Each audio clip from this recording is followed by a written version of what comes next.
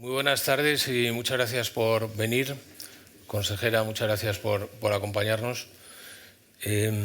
Tenemos hoy un libro muy interesante, que al final es un trabajo casi de época, porque yo creo que es un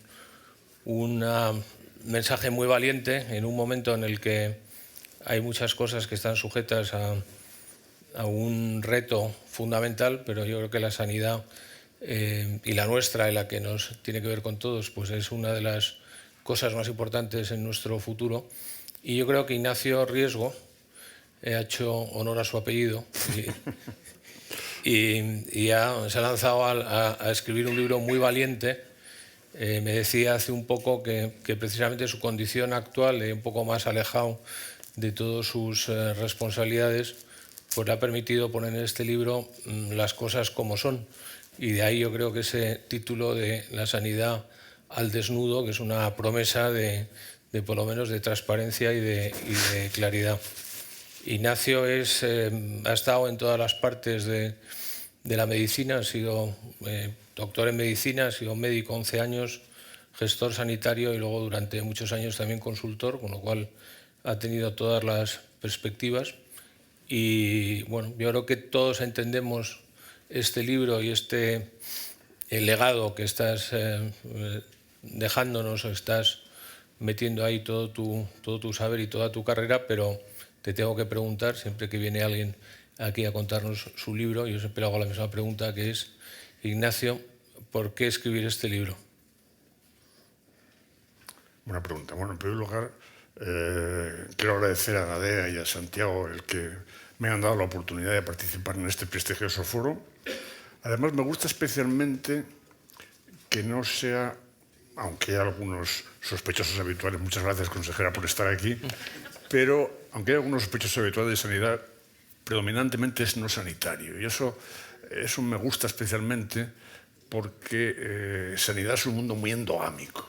Y todos nos conocemos y a la segunda palabra que pronuncies ya te dan la razón o te la quitan, ¿no? Con lo cual me gusta estar ante un público seguramente con una visión más general, ¿no? Pertenezco a una generación de médicos que se incorporó, en mi caso un poco antes, a trabajar a raíz de la Ley General de Sanidad, hace ya 40 años, y que empezamos con mucha ilusión por el montaje del sistema y no vemos con mucha calma este deterioro que clarísimamente está teniendo el sistema, ¿no? Y en concreto, el motivo de escribir el libro, trato de desmontar 3 lugares comunes. El primero, hay gente que dice que está todo escrito ya sobre sanidad, que incluso algunos han contado los informes que se han hecho sobre el sector sanitario y se dice que se han hecho 35, con lo cual es un sistema súper estudiado, dicen, y lo que hay que hacer es pasar a la acción, pero ya no dar más vueltas al tema, ¿no? Yo creo que eso no es así y que modestamente yo introduzco en el libro algunos temas que no es que sean especialmente novedosos, pero que no están en el debate habitual sanitario. Punto número 1. El punto número 2 es que alguna gente cree, o alguna gente creemos, porque es muy propio del sector sanitario, muchos creemos, o alguna gente cree que la ley de la gravedad no aplica en sanidad. Newton no tendría nada que hacer en sanidad. Ni la forma de organizar empresas, ni la competencia, ni los incentivos, nada de todo, ni el valor de la competencia, nada de todo esto aplica a sanidad. Lógicamente, eso no es así. Sanidad es un mundo muy especial, es cierto que es muy particular, es lo que se llama una burocracia profesional, donde el poder está fundamentalmente en el núcleo operativo, pero bueno, la ley de la gravedad también aplica en sanidad, ¿no? Y después el tercer elemento que quería comentar es que no hay reforma, y esto es una idea que reproduzco en la primera parte del libro, una cita de Tony Blair, que apareció hace muy poco tiempo, cuando ya el libro estaba en la imprenta, y es que no hay reforma, él dice, del National Health Service, pero nosotros podríamos traducir al Sistema Nacional de Salud. No hay reforma del Sistema Nacional de Salud si no va acompañada de una reforma integral, por eso el subtítulo del libro, integral, de lo público y de lo privado. Y esta es una idea muy interesante, por ejemplo, que no es habitual. Por ejemplo, el informe de la Comisión de Reconstrucción Social y Económica del año 2020, después de la COVID, que es muy valioso en algunos temas, aunque no aplicado en nada, ni siquiera menciona el sector privado, ¿no? Bueno, esto es lo que me indujo a escribir el libro. Quiero decir que yo no soy un académico ni un economista de la salud, soy un simple médico que he trabajado en consultoría, pero que esto forma parte del proceso de reflexión de muchos años. Lo que trato de aportar algunas ideas al debate general. No es un plan, ni es un programa, ni nada de todo esto, ¿no? Simplemente son algunas ideas para el debate general. Soy consciente de que algunas cosas que se dicen pueden sonar un poco heterodoxas, y en un mundo donde tanto los políticos como los sectores público y privado son muy defensores del statu quo, esto puede sonar un poco raro y puede ser sometido a críticas, pero eso está descontado ya. Bueno, yo voy en busca de lo heterodoxo, ¿eh? O sea, que es lo que va a ser lo más interesante probablemente. Yo tengo la ventaja con este tema que, a diferencia de otros, no me lo tengo que saber tanto, con lo cual estoy cómodo en mi propia confusión y te iré preguntando para ver si me voy aclarando. Te quería matizar que el tema de que la ley de la gravedad no funcione, aquí hay muchos sitios que tampoco funciona. O sea que la lógica aplastante de la gravedad, hay muchas cuestiones alrededor nuestro que tampoco funciona. Es muy difícil explicar la sanidad, pero también es casi imposible explicar la factura de la luz. Hemos tenido aquí algún día ese ejercicio. Las pensiones, pues no te quiero ni contar. O sea, y la educación, pues por qué lo público y lo privado no conviven, pues también parece, o sea, que es uno más de los problemas que yo creo que hay que atacar, pero estoy de acuerdo contigo que hay una gran confusión y tú pones en el libro, te voy a empezar a preguntar por ahí, que probablemente una de las desventajas con las que partimos es que tenemos una creencia generalizada que el sistema es muy bueno. Claro, efectivamente, eso nos ha jugado una mala pasada. Quiero decir, el sistema prácticamente no ha tenido reformas de calado desde la Ley General de Sanidad, hacía 40 años. Y yo creo que uno de los motivos, hay dos motivos fundamentales por los cuales esto no ha habido reformas, y uno de ellos es porque en algún momento nos creíamos que teníamos el mejor sistema sanitario del mundo. Es que un ministro o ministra en este caso llegó a ir a la ONU a decir que teníamos el mejor sistema sanitario del mundo. Y claro, si está tan bien todo, ¿para qué hacer reformas, no? Y a esta conclusión se llegó a partir de la lectura no muy correcta de algunos rankings sanitarios, ¿no? Donde se analizaban ciertas cosas que no se correspondían exactamente con el comportamiento del sistema. Y después el otro motivo por el cual básicamente no se han hecho reformas es porque se han hecho transferencias, pero las transferencias coincidieron con una pérdida de liderazgo impresionante del Ministerio de Sanidad. Y entonces un poco lo que se decía es, si todo está transferido, no hace falta hacer reformas generales de transformación del sistema, ¿no? Y eso es un poco, ese es un problema porque la sociedad ha cambiado radicalmente. Quiero decir, la sociedad que tenemos ahora, cuando se creó el sistema, hace 40 años, no digamos cuando se creó la Seguridad Social en España, en el año 42, no tenía el envejecimiento que tenemos ahora, no tenía el predominio de enfermedades crónicas, la tecnología no tenía nada que ver. Nadie soñó cuando se fundó el sistema que el gasto iba a adquirir las dimensiones que tiene, y en general la población en ese momento estaba dispuesta a un servicio, digamos, no tan personalizado. Lo que yo creo que en el libro claramente lo pones, que es un sistema pensado para otra sociedad distinta y que hay que tratar de adecuarlo no a la actual, sino incluso la que está por venir y que vendrá muy pronto, con envejecimiento, con muchas cosas importantes. Pero si el sistema creíamos que era muy bueno y no es tan bueno, ¿cuáles son esos elementos que son más críticos ahora mismo? De todo lo que no está funcionando, ¿qué es aquello que tú crees que está funcionando peor o que debería funcionar mejor? ¿Cuáles son los puntos? Bueno, pues está el tema del tiempo, que es de retraso de las cirugías, ¿no? Una serie de cosas que son como los medidores más evidentes, ¿no? Muchas veces. Bueno, vamos a ver, hay muchos problemas, el sistema tiene muchos problemas. Yo dedico un capítulo a los problemas del sistema sanitario. Y la introducción que hago a los problemas empiezo por los no problemas. Quiero decir, porque hay mucha gente que vive como problemas cosas que no son problemas. Por ejemplo, se dice que es un problema tremendo la privatización galopante, cuando privatización no ha habido en este país, en el sentido de excluir a determinadas prestaciones o colectivos de la prestación pública, ¿no?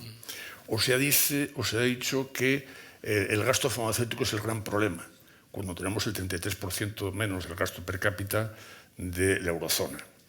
O se dicen, ¿qué más se dicen? Bueno, el tema de que faltan médicos. Claro, no faltan médicos. Es más, estamos en el límite alto de médicos por 1.000 habitantes de la Unión Europea. Es decir, que hay una serie de no problemas que se plantean como problemas, y menudo problema sería que se tratarán de arreglar esos no problemas, ¿no? Pero bueno, aparte de eso, hay problemas reales.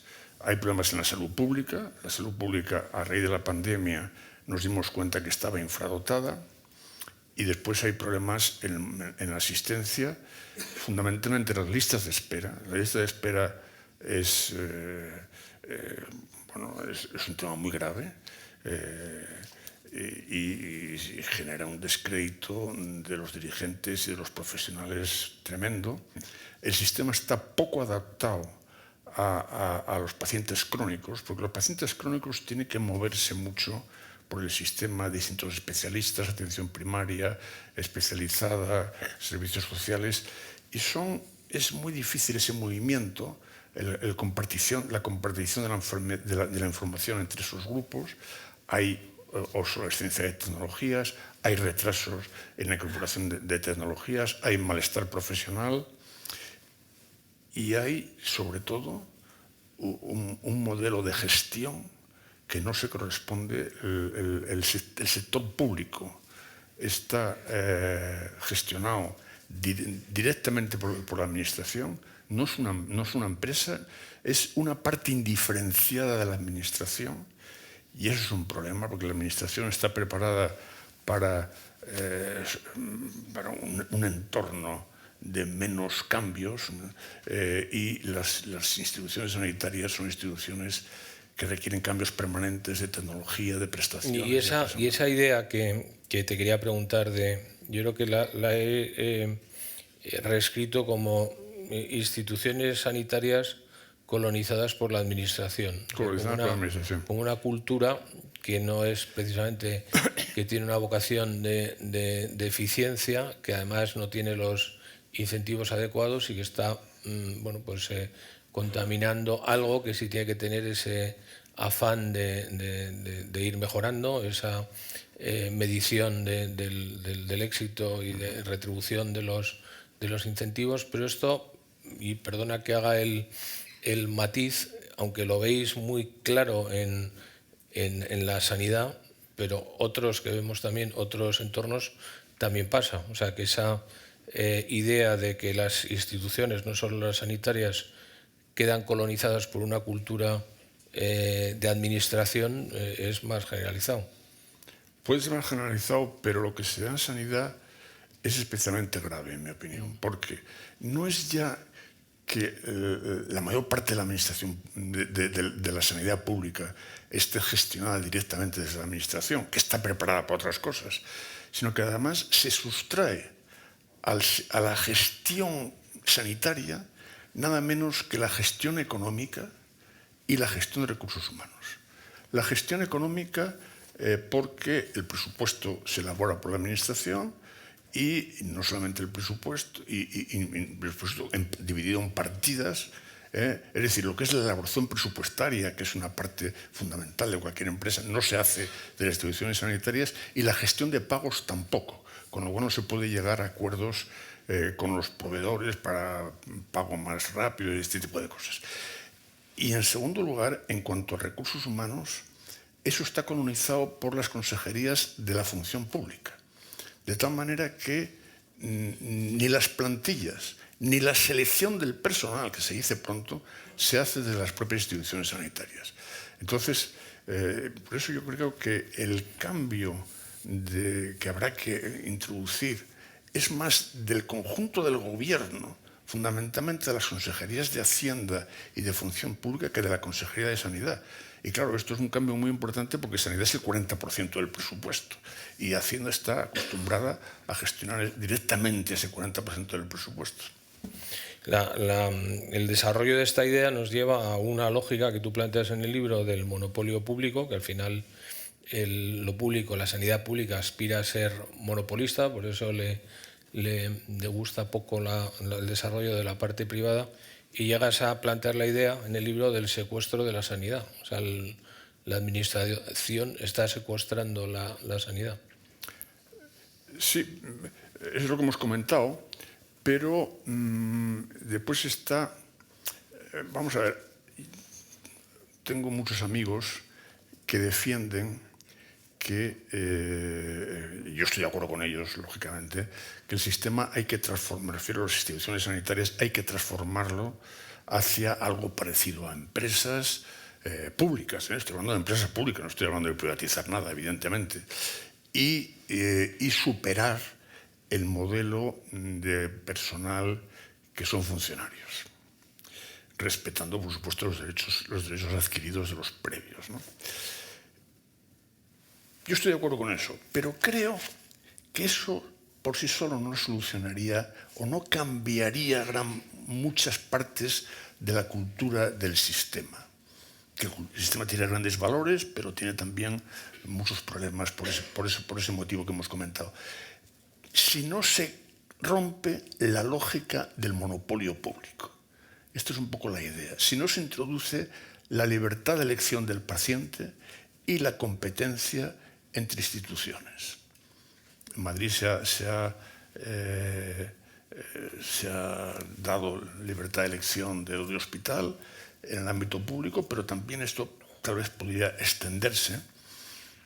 Yo propongo ahí un planteamiento gradual para avanzar en ese sentido, porque el problema está en que los modelos Servicio Nacional de Salud, cuando se creó el National Health Service, el pacto político fue: los hospitales se nacionalizan y la atención primaria queda en manos empresas, mini empresas privadas, propiedad de los médicos primarios, ¿no? Bien, entonces nada menos que se nacionalizaron 2.500 hospitales, 480.000 camas, que se dice pronto. El sistema mejoró muchísimo desde el punto de vista hospitalario, pero se introdujo el germen del monopolio público. En España el procedimiento fue distinto. El procedimiento fue que la Seguridad Social creó su propia red hospitalaria, un caso único en el mundo junto con México, y posteriormente la Ley General de Sanidad hizo que se metieran en ese paquete también otros hospitales públicos como de las diputaciones y de los clínicos, ¿no? Pero o se rompe la lógica esta del monopolio público, dando fundamentalmente libertad de elección al paciente, o es muy difícil que se avance en la línea de la eficiencia. Hay una frase que no me resisto a citar. Alan Enzoven es un economista de la salud, tiene 96 años, y en los años 90 es americano, en los años 90 participó en la reforma del National Health Service. Entonces tiene una frase que publicó en Health Affairs en el año 2000, que dice: es dudoso, está refiriéndose al National Health Service, es dudoso que una cultura de innovación, eficiencia y buen servicio al paciente sea posible en un monopolio público, cuyos servicios tienen exceso de demanda y cuyas unidades no tengan más recursos por atender a más pacientes. Es problemático que el National Health Service pueda modernizarse sin elección del consumidor, competencia y más recursos. Bueno, parece muy claro, ¿no? Es muy lógico lo que está diciendo este señor, pero vamos a tratar de entender lo privado. Lo privado aparece de repente, la idea de que todos estamos asegurados por lo público, como empezamos a ver, que a lo mejor tampoco vamos a tener tantas posibilidades, pues surge la posibilidad del seguro privado, y el seguro privado crea su propia capacidad de respuesta. Yo entiendo que en el libro hablas de la vertiente aseguradora y la vertiente previsoria, ¿no? Tú tienes que asegurar, pero una vez que se produce, que además es impepinable que se produzca, en este caso el siniestro, porque la salud siempre está sujeta a contingencias, pues hay que dar una solución privada y hay que atender a esos clientes del seguro. A mí me gustaría que nos explicaras este sistema y cómo este sistema se ha desarrollado tanto y cómo convive, porque creo que hay como 14 millones de personas aseguradas en lo privado ahora mismo en España. Parece que son 13. Pero bueno, es igual. Vamos a ver, esto lo sabe bien Marta, que está ahí, que hace los recuentos periódicos. Vamos a ver. Desde la Ley General de Sanidad, hace 40 años, ha habido dos cambios importantes en el sistema. Uno en el ámbito público y otro en el ámbito privado. En el ámbito público, las transferencias, que acabaron en el año 2002, fue un proceso muy largo que duró 20 años, porque se generalizó a todas las comunidades en el año 2002, y en el ámbito privado, la gran transformación, crecimiento y mejora del sector privado, tanto en su vertiente aseguradora como en su vertiente provisora. Entonces, vamos a ver, algunos podrían pensar que el sistema público tiene muchos problemas, pero que el sistema privado es un mundo idílico. Y de mundo idílico tiene poco, porque las aseguradoras, y aquí hay gente que me puede rebatir porque sabe mucho más de esto que yo, las aseguradoras tienen un mérito extraordinario en el sentido de haber consolidado un producto muy valorado por la población, pero con una prima relativamente baja en términos comparativos con otros países europeos. Y esa prima relativamente baja se traduce en tarifas bajas para los hospitales y para los profesionales. Y por lo tanto ahí se genera una en cierta manera, se ha crecido hasta el 23%, de población con póliza privada. Evidentemente no hay un 23% de ricos en el país. Lo que hay es mucha gente que ante los problemas del sector público está dispuesto a hacer un esfuerzo, y además la póliza barata favorece a comprar un seguro privado. Pero tiene ese problema que he comentado. Aparte de otros problemas como el pago por acto, el hecho de que el seguro sea anual, con lo cual es difícil que la gente mantenga el seguro en momentos que más lo necesitan, como cuando envejecen. En fin, hay una serie de problemas. Y los proveedores, claro, el 70%, depende de los hospitales, lógicamente, pero de media, el 70% de los clientes de los hospitales privados son aseguradoras. Y por lo tanto, claro, su cliente principal les ofrece unas tarifas bajas. Esto les dificulta lógicamente, el modernizarse, el incorporar la nueva tecnología y demás, ¿no? Y les obliga, para ser rentables, probablemente casi a llegar a la masificación de determinadas circunstancias, ¿no? Hay una conversación en las familias que cuando hay alguna situación, pues hay gente que te dice, tienes que ir a lo público, ¿no? Tienes que ir a la paz porque es donde tienen las mejores soluciones o las mejores máquinas o no, tienes que ir a lo privado. Desde el conocimiento vuestro de expertos en el tema, ¿dónde hay que ir? Bueno, hace unos años, por supuesto, había que ir a lo público, ¿no? Porque es donde estaba la tecnología, donde estaban los profesionales de prestigio, donde estaba la organización, donde estaban los servicios, pero todo eso ya existe también en lo privado. Quiero decir, ese es el gran cambio que ha pegado el sector privado, ¿no? Que se ha modernizado en el sentido de incorporar tecnología, incorporar profesionales, incluso incorporar, copiando, en el buen sentido de la palabra, la organización de los hospitales públicos en hospitales privados, organizando servicios y demás, ¿no? Es decir, que eso que hace unos años la respuesta era clara, ahora no es así. Hay prácticamente las mismas prestaciones.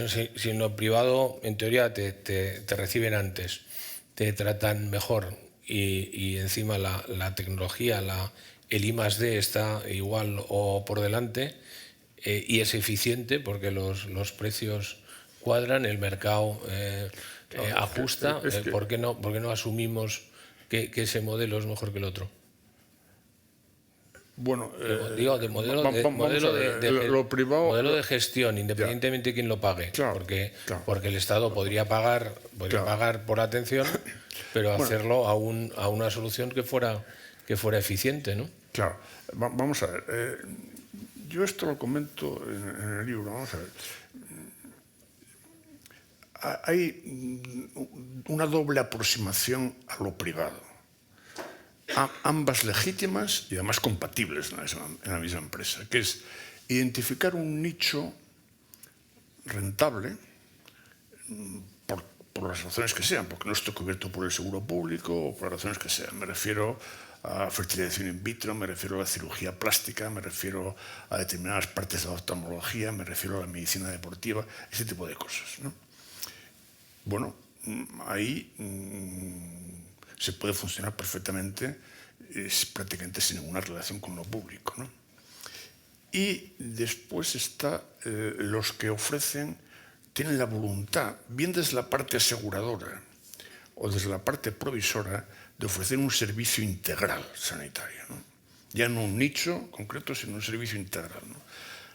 El problema es que tal y como está evolucionando los costes de la medicina, la incorporación de nueva tecnología, de nuevas terapias, de medicina de precisión, los costes están aumentando de tal manera que es muy difícil ofrecer ese servicio integral de calidad a lo largo de toda la vida.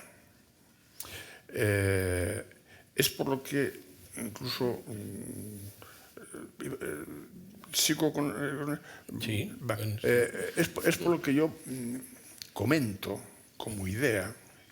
Vamos a ver, aquí está el sistema público y por otra parte está el 23% de la población que tiene seguro duplicado, quitando el tema de Mufasa, que no son duplicados, pero es duplicado, ¿no? Pagan el sistema público y pagan también la póliza privada y pueden utilizarlo indistintamente según quieran. Bueno, y estos, porque otra característica del sector privado es que el sistema público nunca se ha preocupado del sector privado.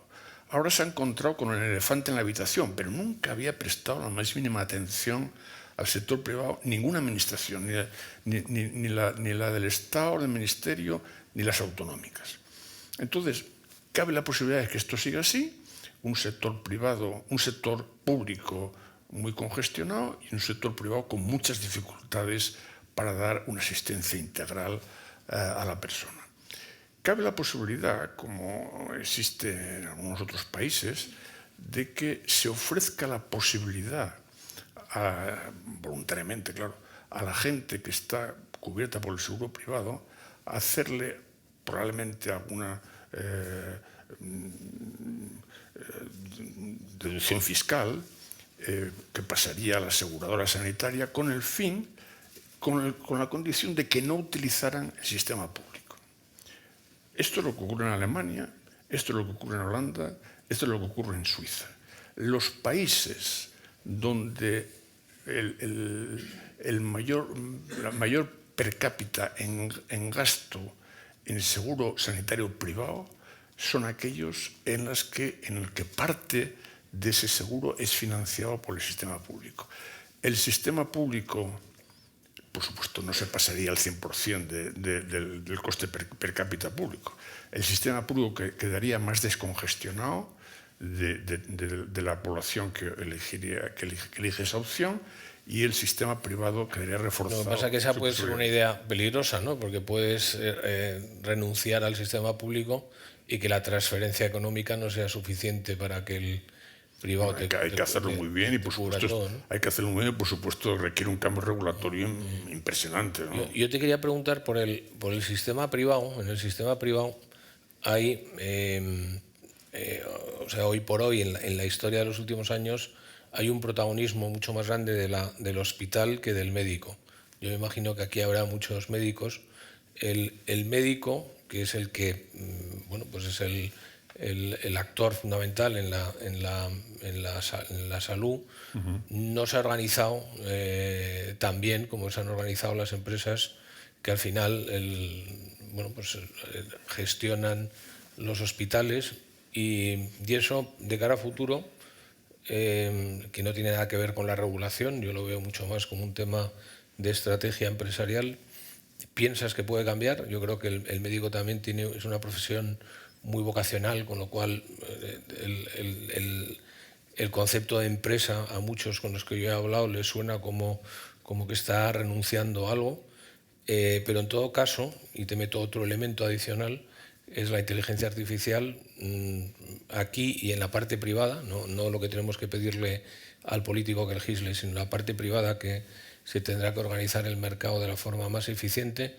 ¿Tú qué crees que pasará? ¿Los hospitales seguirán siendo protagonistas absolutos? ¿Los médicos se organizarán? ¿Y cómo vamos a incorporar la tecnología en forma de inteligencia artificial, que va a sustituir en una parte importante, o va a complementar, depende de cómo lo mires, el trabajo del profesional? Vamos a ver, ahí has planteado tres cosas. Ahí has planteado el papel de los hospitales, has planteado la inteligencia artificial y has planteado el tema de la organización de los médicos, ¿no? Empezando por lo último, la organización de los médicos. Te estás refiriendo a las sociedades médicas. O sea, médicos en general de una especialidad que se agrupan en una sociedad. Bueno, pero es que, o sea, nosotros, yo pertenezco a una clase profesional que se llama servicios profesionales. Sí. Mis servicios profesionales son asesoramiento financiero, biográfico, pero hay otra tipología, que son los abogados, que son servicios profesionales relacionados con el asesoramiento sobre las leyes. Hay el servicio profesional del headhunter, del consultor. En el mundo de la profesión, del servicio profesional del médico, nadie se asocia. Es una cosa que no deja de ser hay algunas. Es cierto que desde luego en Estados Unidos está mucho más desarrollado ese ámbito. Hay algunas, pero en general el médico o es asalariado en el ámbito público o tiene algún acuerdo en general con algún hospital privado para participar. Algunas, a veces incluso es asalariado del hospital privado. Y después están las sociedades médicas, que en España efectivamente han tenido poco desarrollo, pero bueno, hay un futuro ahí interesante. Otro tema que has planteado es el tema de la inteligencia artificial, ¿no? La inteligencia artificial va a cambiar radicalmente el mundo sanitario, cualquier mundo, ¿no? Tony Blair, en el documento este que ha sacado, dice que la inteligencia artificial significa tal cambio, un cambio parecido al de la primera revolución industrial en el siglo XIX, ¿no?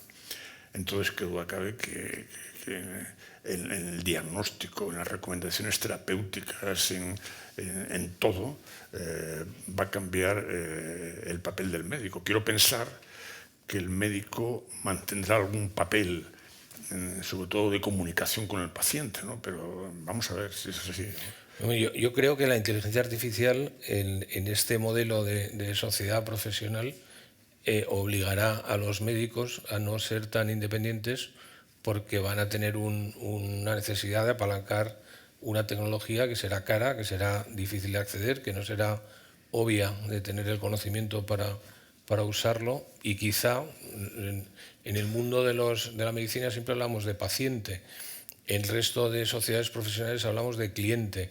¿El paciente puede ser cliente? ¿O solo tiene que aparecer por ahí cuando sea verdaderamente paciente y no cliente? Bueno, aquí hubo una época en que se trató de decir que había que tratar a los pacientes como clientes, en el sentido de que, bueno, de alguna manera podían exigir, podían demandar, que no eran pacientes pasivos, valga la redundancia, ¿no? Y ya has citado otro tema, que es el tema de los hospitales, ¿no? Claro, los hospitales, el plan este que han hecho en el Reino Unido, el National Health Service, consiste en gran medida en sacar a la gente de los hospitales, y creando consultorios, ellos llaman de vecindario, más próximos a donde la gente vive y demás, ¿no? Porque claro, los hospitales son el entorno más caro, más peligroso, y muchas veces no es necesario estar en un hospital porque se puede atender de otra manera, ¿no? Entonces hay una revolución importante también, ¿no? Qué duda cabe. O sea, tenemos un cierto hospitalocentrismo. Este modelo que tenemos en dos niveles, porque tenemos un modelo en dos niveles, atención primaria y hospitales, seguramente ha favorecido un poco el hospitalocentrismo, y esto es un problema porque, como digo, es el entorno más caro. La etimología de cliente es aquel al que cuido, que ese es el origen de la palabra cliente.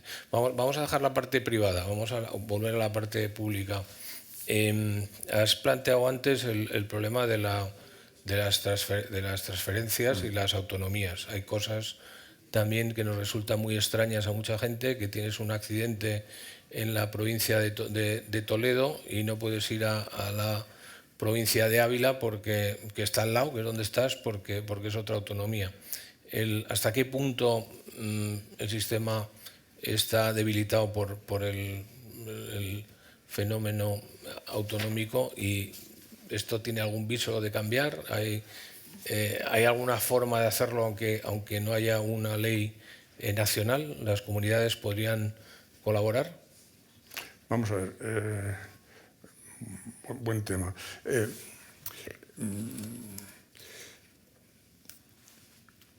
problema de las transferencias, bueno, primero, yo defiendo las transferencias y además a los ingleses, que tienen un sistema mastodóntico, a algunos expertos ingleses les da mucha envidia el sistema español, en el sentido de que son tamaños más razonables de gestión, ¿no?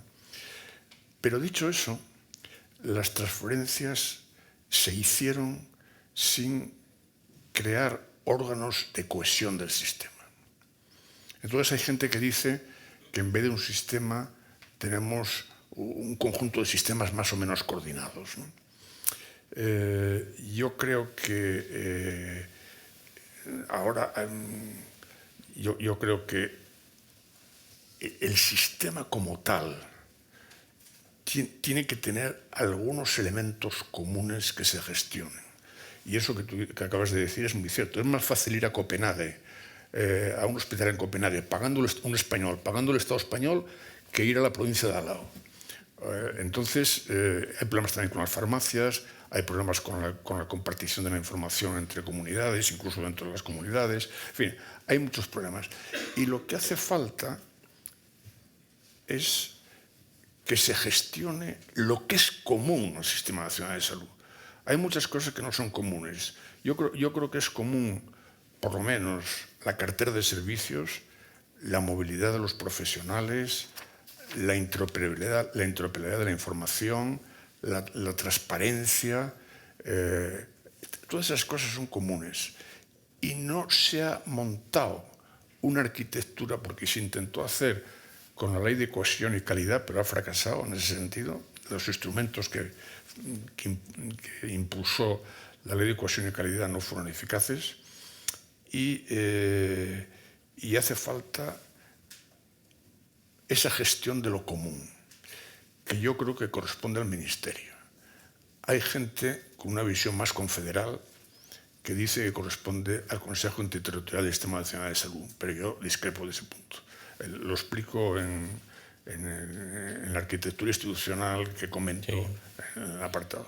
Hay otro tema con el que te atreves también, de estos de peligroso, casi digno de escrache probablemente en tu casa, que es el del sistema para todo el mundo universal. Apela o debe apelar a la responsabilidad del usuario, ¿no? Porque un abuso, pues lógicamente es un perjuicio para todos. Entonces tú tocas el tema del copago, donde ha habido pues algunas experiencias y bastante poco éxito, ¿no? en esto. ¿Tendría sentido? ¿Crees que se tiene que volver a plantear en algunas cosas? ¿Cómo limitas el uso abusivo de un derecho infinito? Primero, es sospechoso que seamos una excepción. Solamente en Europa no tiene copago no farmacéutico Reino Unido, Dinamarca y España. Ya es sospechoso. Incluso modelos de tipología de Servicios Nacionales de Salud, copia del inglés, tienen copago, ¿no? El copago trata, como conoce todo el mundo, de mitigar el riesgo moral. El riesgo moral, esta idea de que un paciente, una vez asegurado, tiende a utilizar más el servicio de lo que es razonable, ¿no? Como decía Enrique Costas, evitar el síndrome de barra libre, ¿no? Y yo creo que el copago, desde la perspectiva de una reforma sostenible, yo creo que es algo que habría por lo menos que darle una vuelta. Porque hay que conocer bien la demanda. Quiero decir, si yo ahora al bajar a esto me rompo el fémur, evidentemente tengo demanda 100%, eso es automático. Pero hay un montón de condiciones más no tan graves que generan demanda o no en relación con una serie de preferencias individuales, de distintas circunstancias, de lejanía del proveedor, y que todo eso muchas veces podría ser atendido mejor con un sistema de autocuidados. Entonces, el copago el objetivo del copago es reducir la demanda innecesaria, un efecto recaudatorio, aunque suele ser pequeño el efecto recaudatorio, y orientar las prestaciones a las más coste efectivas. Por ejemplo, nunca se pondría copago, por supuesto, a las vacunas, ¿no? El objetivo sería, en todo caso, montar un copago inocuo, un copago que no tuviera efectos negativos en la salud. Pero esto es tabú, ¿eh? El tema del copago es tabú, y no solo aquí, ¿eh? En el Reino Unido acaban de hacer un plan de reforma. Cuando te lo detecte en el capítulo te vas a enterar. Volvemos a una idea que suena muy bonita, que es la colaboración público-privada. Eso suena estupendamente. Te quería preguntar, ¿por qué no funciona? ¿Por qué no se ve bien? Y luego, esa parte privada que ha sonado como amenaza ha dado lugar por las mareas blancas, a unas presiones sociales tremendas, que al final lo que ha tenido es un impacto político y un tema como otros tantos, donde muchas veces pues ya a los políticos les da miedo meterse porque es difícil de controlar. ¿Qué habría que hacer, aparte de una pedagogía general, en el sistema para que esto que suena bien de la colaboración público-privada pudiera empezar a funcionar? Bueno, lo que quieren las mareas blancas, según exponen continuamente en sus pancartas, es que el servicio público sea prestado al 100% por instituciones públicas. Esto no ocurre en ningún sitio de Europa y además es totalmente incoherente con una sociedad plural como la que tenemos, ¿no? Por lo tanto, evidentemente hay derecho a manifestación y de expresión y todo lo que se quiera, pero había que confrontar también un poco con esa idea primitiva de las mareas blancas, ¿no? Que han tenido mucho éxito. Las mareas blancas han tenido mucho éxito, han desmontado el sistema de externalización de la gestión en Madrid, han desmontado varios procesos de fusión que estaban planteados en Andalucía y por lo tanto es un problema. La colaboración público-privada funciona. Funciona, lo que pasa es que efectivamente está muy cuestionada. Las administraciones son muy temerosas de ser acusadas de favorecer la colaboración público-privada. Parece que es más, desgasta menos, curiosamente, el tener una lista de espera, aunque sea kilométrica, que avanzar en la colaboración público-privada. Es increíble, en mi opinión, que a día de hoy ni el Estado ni ninguna comunidad autónoma se haya sentado con el sistema público y con el sistema privado para buscar una solución a la lista de espera. Pero así estamos. Pero luego en ese doble mundo, en esos dos mundos que coinciden, los médicos conviven bastante bien. O sea, no hay una colaboración, pero hay médicos que están en lo privado y están en lo público. Entonces ahí hay ¿Cómo se organiza eso? Bueno, vamos a... Sí, efectivamente, eso es así. Hay médicos que trabajan en lo público y que trabajan también en lo privado, aunque también lo privado, en algunos casos, exige dedicación exclusiva, ¿no? Cuando se siente suficientemente potente como para desarrollar una especialidad o una actividad determinada, ¿no? Pero bueno, esto para mí no es un problema. Para mí no es un problema. La compatibilidad entre lo público y lo privado, si se regula bien, si se evitan evidentemente los efectos perniciosos que podría haber y demás, no es un problema, y no tratemos de arreglar una cosa que no es un problema. O sea, es un no problema. Yo creo que sí. Pero para un profano total como yo no deja de ser raro que los sistemas no se hablen y los actores que son los que dan la solución convivan perfectamente en parte en un sistema y parte en otro sistema. Probablemente porque hay esa convivencia, pues el sistema, los dos sistemas funcionan. Las razones que tienen los médicos que compatibilizan la práctica pública con la práctica privada son fundamentalmente dos. Una razón económica, evidentemente, y también una razón de una cierta mayor autonomía que está muy mitigada o muy debilitada en el ámbito público, más que en el privado. Entonces, bueno, estas son las razones que tienen. Y de cara a futuro, en cuanto al también no problema del número de médicos que has comentado antes, ¿cómo ves la creación de médicos? El plan, ¿cuál es el plan? ¿Va a haber muchos más médicos? Hay más facultades de medicina aquí que en cualquier país del mundo, por 1000 habitantes. ¿No? ¿Y tú crees que van a ser suficientes? Vamos a ver. Vamos a ver, yo creo que hay tres problemas. O sea, quiero decir, en cuanto a número de médicos por 1000 habitantes, como he dicho, estamos en el límite alto de la Unión Europea. Pero esto no quiere decir que no haya problemas, evidentemente. Hay problemas fundamentalmente en la atención primaria, que nadie quiere ir a la atención primaria. Hay problemas en las áreas de poco atractivo, que ahora se ha montado un sistema para incentivar el que la gente vaya a esos sitios. Hay problemas de determinadas especialidades por falta de planificación. Y hay problemas también que habría que discutir. ¿Qué hace un médico?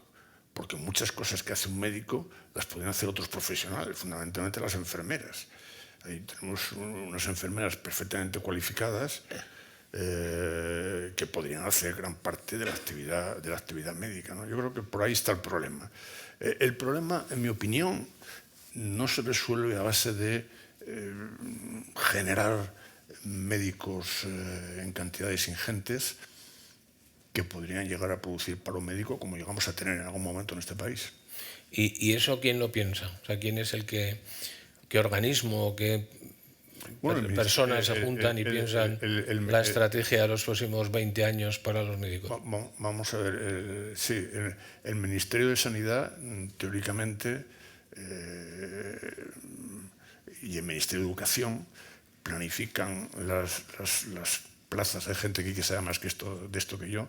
Planifica las plazas de formación médica, por una parte, y planifica las plazas de formación especializada, por otra. El Ministerio de Sanidad las plazas de formación especializada a través de las comisiones de especialidad, ¿no? Yo creo que hay una preocupación mayor ahora que hace unos años en relación con la planificación de las especialidades. Y yéndonos al ámbito más económico que decías al principio, bueno, si no tenemos presupuestos generales desde hace tiempo, pues es difícil hacer planes del gasto sanitario, pero ¿cuáles serían, viendo a futuro, las necesidades de gasto que se puedan más o menos pensar teniendo en cuenta el envejecimiento de la población, que probablemente con una tecnología propiciada por los avances tanto de inteligencia artificial como de todo lo que tiene que ver con nuevas soluciones, lo que se está avanzando con el ADN, que al final aspiremos incluso a una mayor calidad de vida, ¿no? que queremos estar mejor si se puede? Sí, bueno, vamos a ver. El gasto sanitario, desde hace muchos años, crece por encima del crecimiento del PIB.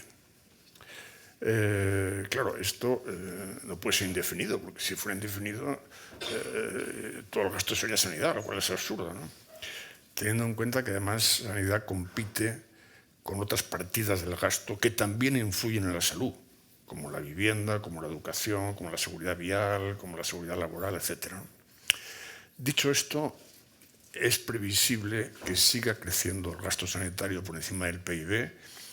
Hay una auténtica avalancha de nuevo conocimiento en biomedicina que se traduce en nuevas tecnologías diagnósticas y terapéuticas más caras, y esto hace que, verosímilmente, el gasto sanitario siga creciendo. En Estados Unidos acaban de hacer una previsión de cuánto sería el gasto sanitario en Estados Unidos en el año 31, y llegan a la conclusión que sería el 20,5% de todo el PIB americano, ¿no?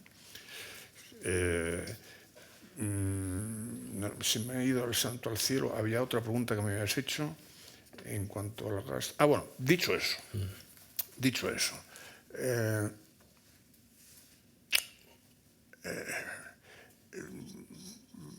seguramente haya que aumentar el gasto sanitario, pero fundamentalmente lo que hay que hacer es reformas.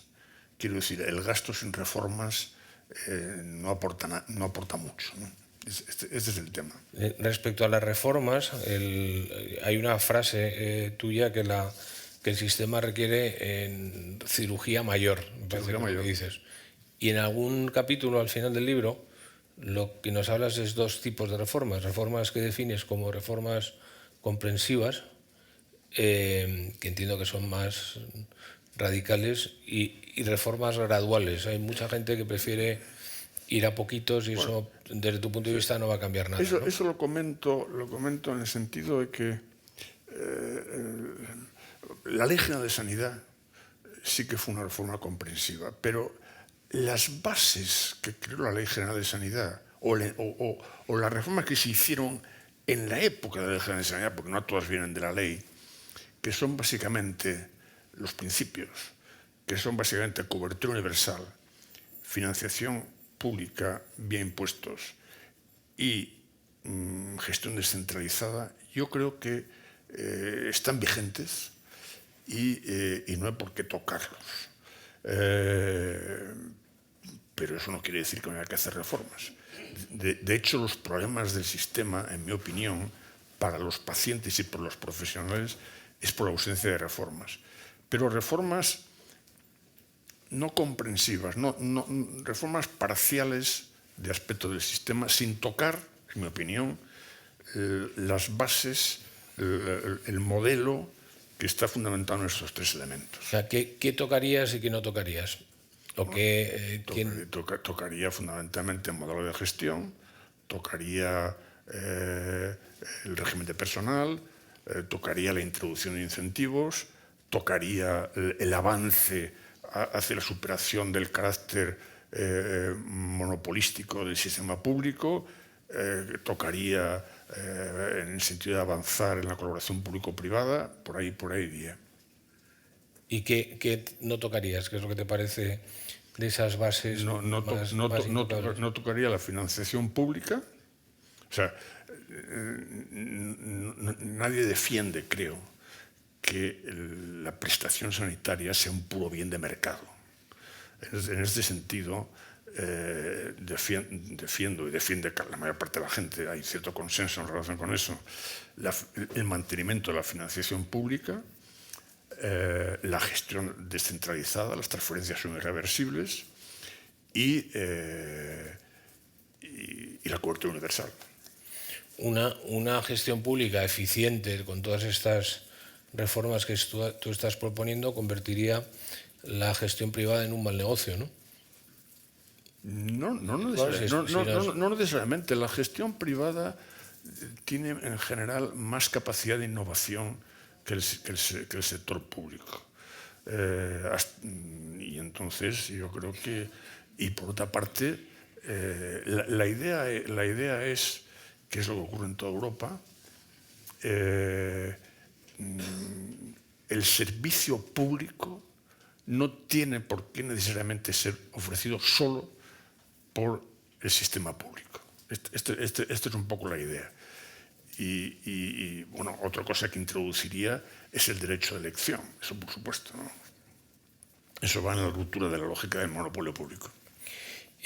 No es exactamente el tema central de tu libro, pero me gustaría, ya que estamos aquí, que nos hables un poco de lo que viene en cuanto a salud y a sanidad para los próximos 5, 10, 15 años, con los avances tecnológicos, ¿dónde podemos estar?